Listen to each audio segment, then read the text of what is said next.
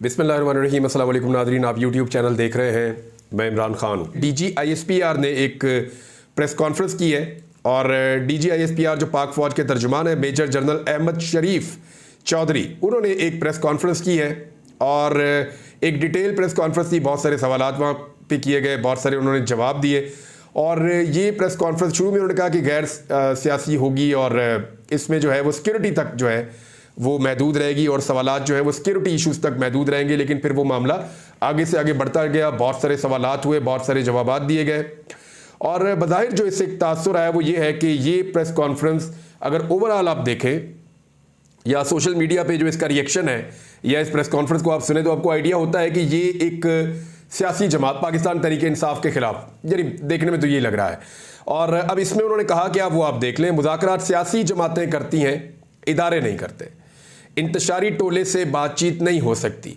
DGISPR ने कहा। पाकिस्तानी फौज के तर्जुमान मेजर जनरल अहमद शरीफ चौधरी ने एक प्रेस कॉन्फ्रेंस के दौरान कहा कि 9 मई को अस्करी तनसीबात पर हमले करने और करवाने वालों को सजा ना दी गई तो किसी की जान, माल, इज्जत और आबरू महफूज नहीं रहेगी। उनका मजीद कहना था कि मुज़ाकरात सियासी जमातें करती हैं, इदारे नहीं करते और फौज पर हमले करने वाले इंतशारी टोले से बातचीत नहीं होगी। ये उन्होंने कहा DGISPR ने और साथ ही उन्होंने कहा मुज़ाकरात सियासी जमातों को ज़ेब देती है, फौज को नहीं ज़ेब देता। इंतशारी टोला उन्होंने करार दिया उन लोगों को और ये इल्ज़ाम पाकिस्तान तहरीक इंसाफ पे और इमरान खान साहब पे एक्चुअली लगाया जाता है। अच्छा, इसमें बहुत सारे सवालात भी हुए, बहुत सारे जवाब भी है। एक सवाल तो ये था कि जनरल रिटायर फैज़ हमीद के खिलाफ इंक्वायरी में हक़ाइक़ तक पहुँचेंगे। इस सवाल से जब पूछा गया कि एक हाउसिंग सोसाइटी के मामले पर फैज़ हमीद के खिलाफ इंक्वायरी शुरू की गई थी तो उस पर क्या पेशरफ्त हुई, तो उन्होंने कहा कि हमारा एहतसाब का अमल है। सुप्रीम कोर्ट के अहकामात और वजारत दिफा की हदायत की रोशनी में एक 2 स्टार जर्नल ये इंक्वायरी कर रहे हैं। इसका मकसद इल्ज़ामात को एक तरफ रखकर हक़ाइक़ तक पहुँचना है। इसकी बुनियाद पर सिफारिशात तैयार होंगी। सऊदी अरब पर रजीम चेंज का इल्ज़ाम अफसोसनाक है। ये इल्ज़ाम आपको याद होगा लगाया था शेर अफजल मरवत ने। बाद में उन्होंने कहा कि इमरान खान ने उनको डांटा था और इमरान खान ने इसके रिबटल में एक स्टेटमेंट भी फौरी तौर पर जारी किया था और वो स्टेटमेंट जो है वो फिर पूरे पाकिस्तान के मीडिया की, इलेक्ट्रॉनिक मीडिया में तो इमरान खान का स्टेटमेंट चलता ही नहीं, सोशल मीडिया की जीनत बना और पाकिस्तान तहरीक इंसाफ ने कैटेगोरिकली कहा कि ऐसी कोई बात नहीं है। बहावलनगर वाक़े पर प्रोपेगेंडा किया गया, वो ये कह रहे हैं। और जब इस पर सवाल उठाया गया तो उन्होंने कहा कि फ़ौजी एहलकारों और पुलिस के दरमियान झगड़े पर बात करते हुए उन्होंने कहा कि पुलिस और सिक्योरिटी हुकाम ने उसे दोस्ताना तरीके से हल कर लिया गया। इस पर प्रोपेगेंडा किया गया, झूठ डाला गया, फ़ौज से जुड़े हर वाक़े पर झूठ फैलाकर बदनाम किया जाता है। पंजाब हुकूमत ने पुलिस अफसरान पर मुश्तमिल तहकीकात का आगाज़ कर दिया है। वैसे शुरू में कहा गया था कि 3 दिन में तहकीकात रिपोर्ट आ जाएगी और पता चल जाएगा कि क्या हुआ वहाँ पर, तो अभी तक तो हमें कुछ पता नहीं चला। लेकिन DGISPR ने कहा कि पंजाब हुकूमत इस हवाले से मजीद आगाह कर सकती है। फौज के साथ पुलिस का अहम किरदार है, उनकी भी बहुत कुर्बानियां हैं। उन्होंने कहा कि मुल्क दुश्मन अनासर दरार डालना चाहते हैं। वाकया अफसोसनाक था, उसे दोस्ताना अंदाज में हल किया गया, उस पर इंक्वायरी हो रही है। अच्छा जी, अड्डों के हवाले से ये बड़ी एक अच्छी खबर है और जब अड्डों के हवाले से ये मेरा भी बड़ा कंसर्न था क्योंकि मैं इस पर काम करता रहा हूँ माजी में।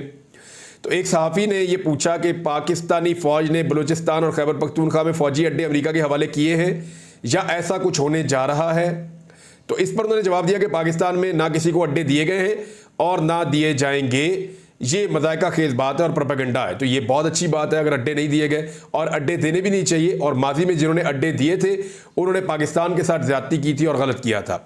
फ़ौज में खुद एहतसाबी का अमल है और ये कोर कमांडर जो मंगला थे उनका जो इस्तीफ़ा है उस हवाले से उन्होंने बात करते हुए कहा कि खुद एहतसाबी का एक अमल है। लेकिन उन पर इल्ज़ामात क्या थे या क्या चीज़ें थी उसके बारे में कोई बातचीत नहीं की, लेकिन इस्तीफ़े के हवाले से उन्होंने यही बात की है।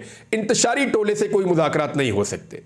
ये पाक फ़ौज के तर्जुमान ने जब उनसे सवाल पूछा गया कि तहरीक इंसाफ और साबिक़ वज़ीर-ए-आज़म की तरफ से कहा गया है कि 8 फरवरी को उनकी जीत ने 9 मई के बयानिए को मुस्तरद कर दिया है। उन्होंने कहा 8 फरवरी को टर्न आउट 47% था, उसमें से मखसूस सियासी पार्टी जो कहते हैं बयानिया उल्टा हो गया, यानी पाकिस्तान तहरीक इंसाफ, उस पार्टी को इसमें से 31% वोट मिला और 69% वोट इस बयानिए को नहीं मिला। 92% आबादी उनके साथ नहीं खड़ी। हमें यकीन है अवाम फ़ौज के साथ खड़ी है। फ़ौज के तर्जुमान से पूछा गया कि क्या कोई डील हो रही है। इस पर उन्होंने कहा कि फ़ौज की कोई सियासी सोच नहीं है, हर हुकूमत के साथ आर्मी का गैर सियासी मगर कानूनी ताल्लुक होता है। हमारे लिए तमाम सियासी जमातें काबिल एहतराम हैं। ताहम अगर कोई सियासी सोच या टोला अपनी ही फौज पर हमलावर हो तो उससे कोई बातचीत नहीं करेगा।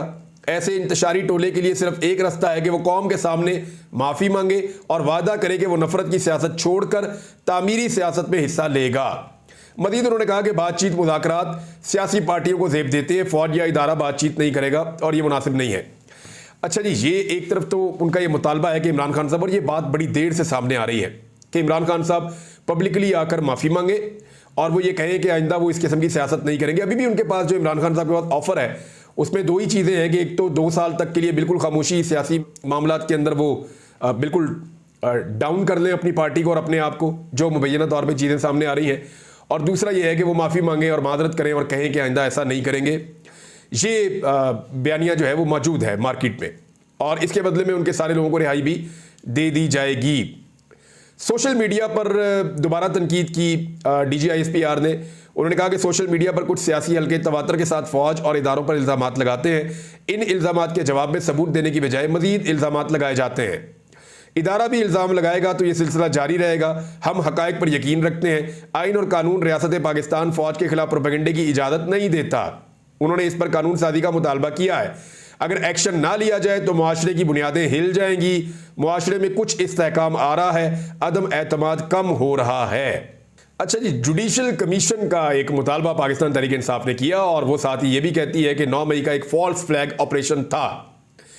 तो जब ये चीज़ सामने आई तो एक दस्तावेजी फिल्म भी दिखाई गई DGISPR की जानिब से और उसमें अस्करी तनसीबात पर हमले होते हुए दिखाए गए। इस दस्तावेजी फिल्म में तहरीक इंसाफ के रहनुमाओं मुराद सईद, शानदाना गुलजार और शहरिया रफीदी के बयानात भी दिखाए गए। और DGISPR ने कहा कि एक सियासी जमात की जानिब से नौजवानों को इश्तियाल दिलाया गया, मगर अब जुडिशल कमीशन का मुतालबा करके कन्फ्यूजन पैदा की जा रही है।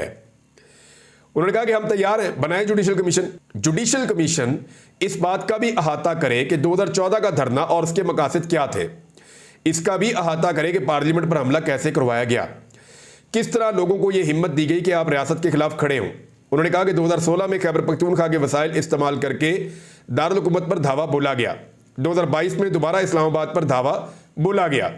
उन्होंने कहा कि IMF को खतूत लिखे गए, लॉबिंग की गई कि पाकिस्तान को कर्जा ना दे, दिवालिया होने दे। फौज के तर्जुमान ने कहा वो कौन लोग हैं जो सोशल मीडिया पर इदारों के खिलाफ नफरत फैला रहे हैं। अगर एक मखसूस सियासी टोला ये सब करता रहेगा तो एक दिन वो अपनी ही फौज पर चढ़ दौड़ेगा। अगर 9 मई करने और करवाने वालों को सजा ना दी गई तो किसी की जान, माल, इज्जत व आबरू महफूज नहीं रहेगी। अच्छा, जुडिशल कमीशन का एक उन्होंने तजवीज़ दी है 2014 के हवाले से भी, तो ये बिल्कुल होनी चाहिए। क्योंकि मुझे अच्छी तरह याद है मेरी भी एक नौकरी चली गई थी 2014 के धरने की वजह से, क्योंकि उस वक्त की एस्टेब्लिशमेंट का एक दबाव था और वो बात मैंने उस वक्त नहीं मानी, जिसकी वजह से मेरी एक नौकरी चली गई थी। तो मैं तो उसमें गवाही भी दे सकता हूं जाके कि एक्चुअली उस वक्त क्या हो रहा था। और पाकिस्तान तहरीक इंसाफ ने इसके ऊपर एक रद्द-ए-अमल भी दिया है, वो भी मैं आपको बता दूंगा।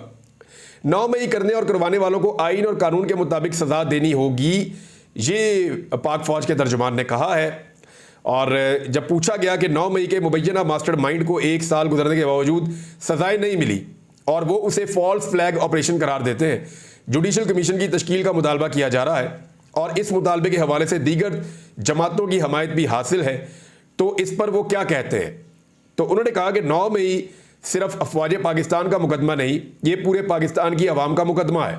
किसी भी मुल्क में इसकी फ़ौज पर हमला करवाया जाए, इसके शोहदा की अलामात की तस्दीक की जाए और इसके बानी के घर को जलाया जाए, वहाँ अवाम और अफवाज के दरमियान नफरत फैलाई जाए, इससे निज़ाम इंसाफ पर सवाल खड़ा हो जाता है।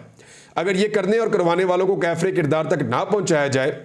उन्होंने मजीद कहा कि अगर पाकिस्तान के निज़ाम इंसाफ पर यकीन कायम रखना है और जज़ा और सज़ा का निज़ाम जिस पर कुदरत का निज़ाम चलता है, अगर इस पर यकीन रखना है तो 9 मई के मुल्ज़िमान उसे करने और करवाने वाले आइन और कानून के मुताबिक उन्हें सजा देना होगी। इस पर पाकिस्तान तहरीक इंसाफ का रद्द-ए-अमल भी है, वो मैं आपको दूसरे हिस्से में बताता हूं, क्योंकि पहले DGISPR ने प्रेस कॉन्फ्रेंस की तो ये सारी चीज़ें जो है वो पहले बताई जाए। उन्होंने कहा कि सियासी रहनुमाओं ने चुन चुन कर अहदाफ दिए कि इधर हमला करो। चंद घंटों में मुल्क भर की फौजी तनसीबात पर हमले किए गए। उसके बाद उन्होंने अफगानिस्तान से आने वाली दहशतगर्दी पर बात की और ये थी DGISPR की प्रेस कॉन्फ्रेंस। ओवरऑल मैं आपको बता रहा हूँ। अब बहुत सारे सवालात हुए, बहुत सारे जवाबात हुए, एक वीडियो जो है वो दिखाई गई। उसके बाद पाकिस्तान तहरीक इंसाफ ने भी कुछ वीडियोस जारी कर दी। तहरीक इंसाफ ने जो 9 मई की वीडियोस जारी की है उनमें कुछ निकाब पोश अफराद है, कुछ ऐसी चीज़ें हैं जिसमें वो इसको फॉल्स फ्लैग ऑपरेशन साबित करने की कोशिश कर रहे हैं। ये है जी दूसरी जानिब पाकिस्तान तहरीक इंसाफ का मौक़िफ़, वो मैं आपके सामने रख देता हूँ। तहरीक इंसाफ का जो ऑफिशियल ट्विटर अकाउंट है वो और जो तर्जुमान है उन्होंने एक प्रेस कॉन्फ्रेंस भी की है। उन्होंने इन सारी चीज़ों को कैसे देखा और DGISPR की प्रेस कॉन्फ्रेंस पे और 9 मई के वाक़े पे कैसे रिस्पॉन्ड किया, ज़रा उनका बयानिया भी आप सुन लीजिए। वो ये कहते हैं कि 9 मई की तहकीकात करनी है, ये DGISPR ने कहा 9 मई की तहकीकात करनी है तो 2014 के धरने की भी तहकीकात की जाए, पार्लिमान हमले और PTV हमले की तहकीकात की जाए। इस पर जो जवाब दिया मुनासिब मुतालबा है, साथ ही इसी कमीशन में इमरान खान पर कातलाना हमले, अरशद शरीफ के कत्ल और जिले शाह के कत्ल की भी तहकीकात करवा लें। मजीद बुरा ना लगे तो गंदम स्कैंडल की भी अदालती तहकीकात करवा लें। ये PTI का जवाब है। DGISPR ने कहा कि 8 फरवरी को 47% टर्नआउट था, इसमें से मखसूस सियासी जमात को कुल आबादी का 7% वोट पड़ा है। अब इस पे जो है वो हकीकत तहरीक इंसाफ लिख रही है कि तहरीक इंसाफ को बगैर किसी इलेक्शन मुहिम के धांधली ज़दा फॉर्म 47 के बावजूद कुल डाले गए वोट्स का 34% मिला, जबकि फॉर्म 45 पर तहरीक इंसाफ कुल डाले गए वोट्स का 70% मिला। फॉर्म 45 के मुताबिक 70% वोट तहरीक इंसाफ ने हासिल किया है बकौल तहरीक इंसाफ के। ये 7% के नंबर में इतनी ही सच्चाई है जितना अफवाज पाकिस्तान का सियासत से ताल्लुक ना होने के मामले में सच्चाई है। DGISPR ने कहा कि तहरीक इंसाफ के लिए सियासत की कोई हद नहीं रही। वो चाहते हैं कि पाकिस्तान माशी तौर पर नीचे जाए। अब इसमें जो जवाब है तहरीक इंसाफ का वो ये है, जजों और सियासतदानों के बेडरूम में कैमरे लगाने वाले तहरीक इंसाफ को हद ना समझाएं। मईशत का उतना ही दर्द होता तो अप्रैल 2022 में बैरूनी इशारे पर रजीम चेंज ना करते। माशी तौर पर आज भी 2022 की बरामदात और तरसीलात ज़र का लेवल अबूर नहीं किया जा सका। यानी जो मईशत PTI के दौर में थी उससे अब बहुत बुरी है। PTI जो है वो बहुत, जितना उनके खिलाफ एक प्रेस कॉन्फ्रेंस आई और प्रेस कॉन्फ्रेंस के अंदर जितना हमने देखा कि एक सख्ती थी इदारे के अंदर, पाकिस्तान तहरीक इंसाफ शायद उससे भी एक हाथ आगे जा रही है। DGISPR साहब ने प्रेस कॉन्फ्रेंस के शुरू में फरमाया कि प्रेस कॉन्फ्रेंस और सवालात को सिक्योरिटी इश्यूज तक महदूद रखें, लेकिन इसके बाद अगले 40 मिनट मुसलसल सियासी गुफ्तगू फरमाई, बल्कि जाली ऑडियोज पर मबनी डॉक्यूमेंट्री भी चलाई जो तैयार करके लाए थे। यही वो रवैया है जिसकी वजह से पाकिस्तान की आवाम इदारों के किसी भी बयानिए को सच नहीं मानते और इसी का इजहार 8 फरवरी 2024 को भी हुआ। ये तहरीक इंसाफ का मौक़िफ़ है। DGISPR ने फरमाया कि 9 मई की तहकीकात करनी है तो 2014 के धरने की भी तहकीकात की जाए, पार्लियामेंट पर हमले और PTV की भी तहकीकात की जाए। इस पे जो है वो जवाब पाकिस्तान तहरीक इंसाफ का ये है कि अव्वल तो अफवाज पाकिस्तान का 2014 के धरने से क्या ताल्लुक, क्या आप इस वाक़े के फरीक हैं या ये मुतालबा आप अपनी कठपुतली PDM के बिहाफ पर कर रहे हैं। दोइम, हम इसकी शफाफ तहकीकात के लिए भी तैयार हैं, बस ये यकीन दहानी भी करवा दें कि तहकीक करने वाले जजों के रिश्तेदारों को अगवा किया जाएगा, ना जजों के बेडरूम में कैमरे लगेंगे। अच्छा जी, हमाद अदर साहब ने इसके बड़े स्टेटमेंट दिया। उन्होंने कहा कि जनाब DGISPR साहब, जब आप सियासी बयानात देंगे और एक जमात को अपनी तनकीद का हदफ बनाएंगे तो फिर तनकीद और जवाब मौसूल करने का भी हौसला पैदा करें। आपकी आज की प्रेस कॉन्फ्रेंस में बहुत सारे तजादात, मफरूज़ों और तासुब पर मबनी थी। तहरीक इंसाफ इसका भरपूर जवाब देगी। DGISPR ने एक और स्टेटमेंट जो दिया उसका भी जवाब आया। जिस जमात को DGISPR ने सियासी इंतशारी टोला करार दिया, इस जमात ने बगैर इलेक्शन मुहिम और बगैर यकसा इंतखाबी निशान तमाम तर धांधली के बावजूद 8 फरवरी को पूरे पाकिस्तान में सबसे ज़्यादा वोट लिए। अवाम की अक्सरियत को इंतशारी करार देना गुरूर और फिरौनियत की बदतरीन मिसाल है, जिसे इंतशारी करार दिया जा रहा है। इसी इंतशारी अवाम के टैक्स के पैसों से DGISPR की भी तनख्वाह अदा की जाती है। तहरीक इंसाफ जो है वो बहुत हार्ड टॉक कर रही है इस मामले पे। DGISPR उन्होंने कहा जी 2016 में खैबर पख्तूनख्वा हुकूमत के वसाइल से दारुल हुकूमत पर दावा बोला गया। हकीकत यह है कि 2016 में इस्लामाबाद में कोई धरना नहीं हुआ, बल्कि धरना मनसूख कर दिया गया था जब मामला अदालत में चला गया।